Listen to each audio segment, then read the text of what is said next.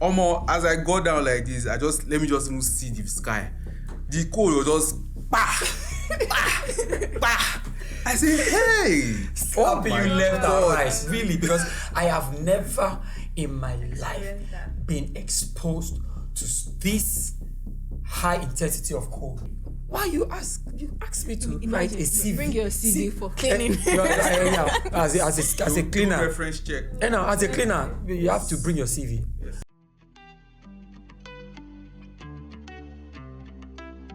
So basically, what culture shock is all about is the culture you've had, the lifestyle you left in Nigeria, what you've been used to, and you coming here experiencing something different. I'm going to give you an example. When I came here, I saw people were just minding their. I got to the airport and people were just minding their business. I'll be like, oh, excuse me, can I go to the race station? I was just, oh yeah, you're right. And you know, this kind of greeting that you say, you're right. I'm like, I'm all right now. I'm all right. So which one is that? All right. So it didn't even click until I met, I think it was a Nigerian I met, and they were like, oh, yeah, just go. And I was carrying my 2 big bags, like, do you get? So that alone, the greeting aspect was just totally different. And I was like, this one is. So I think I saw some YouTube videos, and they were like, part of the culture shock you experience is, you're right. That's the greeting here. You're right. So. You good? Yeah. But really, coming from a place like Nigeria. Nigeria is a country where you have a lot of things happening, a lot of things going on, the kind of people, the way of life, the culture, the tradition, When I came in to the UK, I mean, let me start from the very first day I came in. Immediately I landed at the airport, the cold we first hugged me, bro. Just be like, say they open freezer for me. See, Dioji, let me bust your head. See, when I left the terminal, so I was trying to look for the train. So there's a place where there are spaces at the airport. Yeah. Like, where there's Omo, as I go down like this, let me just even see the sky. The cold was just bah, bah, bah. I say, hey, Hope you left our eyes, really, because I have never in my life been exposed to this high intensity of cold. Yes. Let me put it that way. What about Calista? What can you say about this? I'm laughing because when I came into the UK, I came with just sandals. Hey, you wear socks? Was it January? Was it January? I wore sandals, January. Feel I didn't imagine I would meet that kind of cold. So I just wore sandals with a top and shorts. So once I came out, I was just like, Jesus.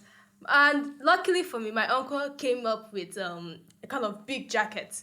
Maybe he knew that, okay, I won't come up. I didn't think about it, but I was just like, jeez.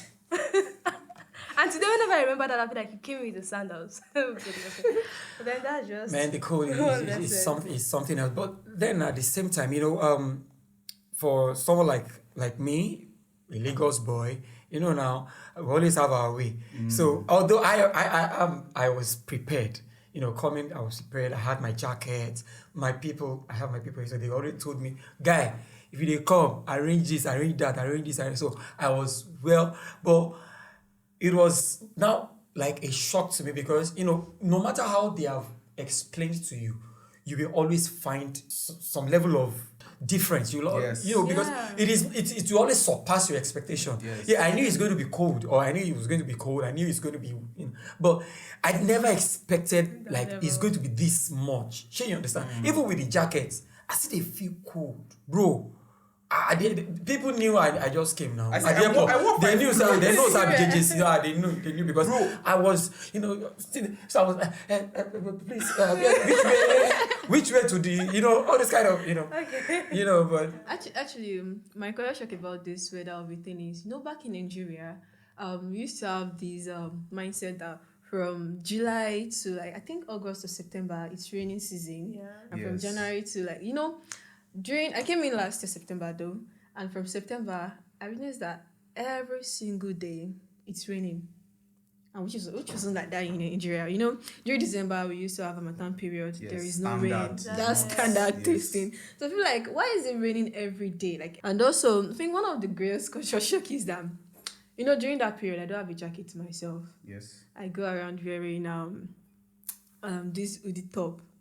So it gets to a stage that people be like, oh, Shola, why are you not wearing a jacket? I feel like, oh, I'm feeling heat, I'm not feeling cold. Do you know, after a week that I came into this country, I felt sick and I was unable to talk, unable to eat. I can't even walk well. My lecturer has to tell, oh, Shola, you have to go to the GP. But I'm going to the GP, they're like, they can't treat me, that I have to go and register first. Yes. Oh, yeah, You have to yeah, register. That kind of thing. Yes. Which wasn't like that in Nigeria. I know if I have my money, I can go into the private section or probably public hospital Yes, now. and I get treated. But they're like, no, they can't treat me. I can't talk, I can't eat, I can't even walk. No. Come on. Yeah, I think Somehow. I think it has to it has to be a level of strict emergency, health emergency. Like you have to call before they can really attend to they have to you like call them. without your registration with Yes, the I GP don't- and there all was a that, time, you know? let me give you a little bit of my experience. There was a time I had one very, very sharp back pain. Like it was actually very sharp. It was terrible because my bed was really soft. So I could not stand up. Like if I stood up, it was just the pain would just come out, and I had to call 999. I was like, I called one of my godfathers here. I called him godfather because he was one that showed me the way. He was the first Nigerian that showed me the way. So I called him. Was like, I should call. He was at work. So I called 999 and they were like, oh, are you okay? Are you breathing? Are you sure you're breathing? They asked me like 3 times. I was like, yes, I'm breathing, but I'm having, but I cannot stand up. Take paracetamol. Exactly. We're like, oh yeah, so if you can walk your way to the nearest ambulance. I said, but I cannot stand up. So thank God I have a couple of people that are into physiotherapy. I just called one of my friends and she told me, okay, go like this, go like this, go like this. Then from there I stood up a bit. Then I had to bend. And she told me bend out. Then I was fine. So my godfather told me they respond to a mad. If it's life and death, that's when the ambulance will come.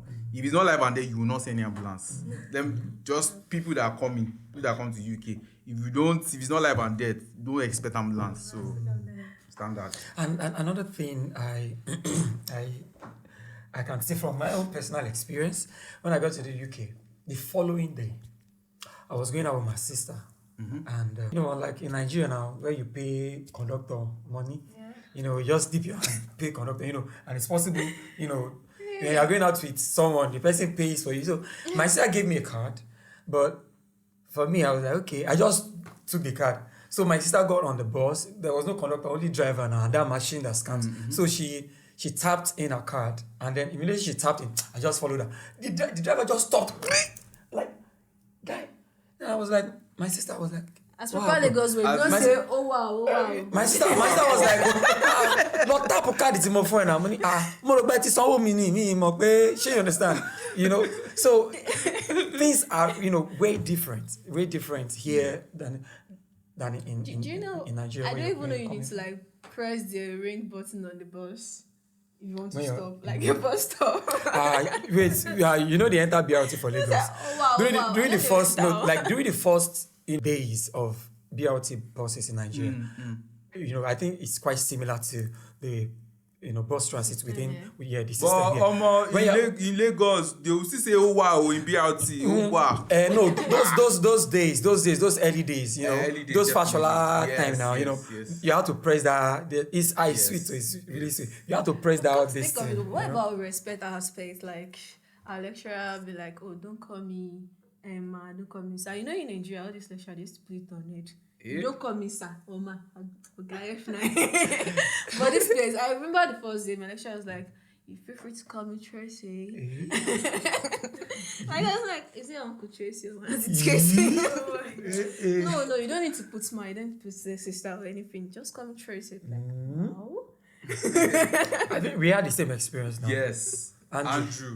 Andrew, I think Andrew should be in his 50s. Yeah, over 50 now. Are you sure? Yes. Okay. So Andrew was like, call me name. I resumed it a bit late, so I had a private section with him, and it was like, so I was like, okay, yes, sir. So thank you, sir. And you know what? Just call me Andrew. Daddy. Only that. Daddy, it just I imagine remember eh, being there. I'm like, good morning. And I think all these things are they are things that they really matter to them because they Yes. feel it brings them closer to their student. It makes them to be able to interact. It's It just like raises chatting that with your colleague. that's The way that's we are now, different. you Yeah, understand? And then you will have the fear in mind that you don't call me ma or sa. Okay? Yes, yes. No. I think one. Let me just strike the difference in this respect. Thank you for bringing that. So I think I've noticed how the whole respect of a thing as the whole cultural shock of experience.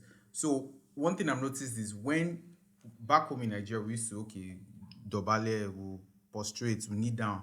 You understand? Okay, but in Igbo culture, I know you don't. But there's a way you There's just where you give the respect. yes, give that How did you respect. do that first? in Igbo culture. It depends. So, Yeah, just how But would I you shall say? say ma or sa. You greet with my but there is nothing like But bending Oh, and all of see that. them. Yeah, it depends. But when you come to chieftains, if you're greeting someone else, like an elder, you just have to Hey, and you all of do that. that one. So, Yes, still okay. yes, Yeah. yes. But yeah, no, we do it. They'll feel somehow. They'll be like, why are you doing that to me? And I think where the respect comes for them here is when you say please and thank you. Please and thank you. I noticed it at work. My first week at work, my first 2 weeks, my store manager, my supervisor was like, why we are rude? The customers are saying we are rude. I'm like, I'm not rude now. I'm trying to, he said, no, you're not even smiling. Your face is wrong. It was like your face is there. I said, okay. So I had to like keep smiling. Hi. And if you notice if you notice here, they do like they have to smile. That's Yeah, very, very short. Yeah, so Sure. yeah, they're like, oh, you alright? Oh yeah, I'm good. I had to keep like at the point my was paining me. I was like, You don't over smile.